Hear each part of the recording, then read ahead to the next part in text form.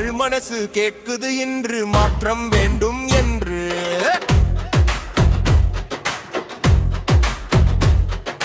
வாக்கு கேட்டு வந்தவர்கள் வாக்கு மறந்த காட்சிகள், காத்திருந்த மக்கள் இன்று புதிய பாதை தேடுகின்றனர். நம்பிக்கை கொண்டு எழும் குரல் நாட்டை மாற்றும் புதிய நெருப்பு, இருள் நீங்கும் நேரம் இது, உண்மை பேசும் பேரொலி இது.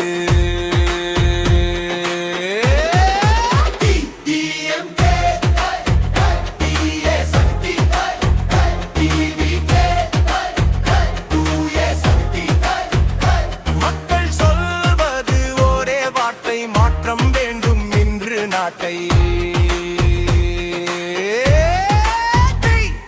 இளையோர்கள்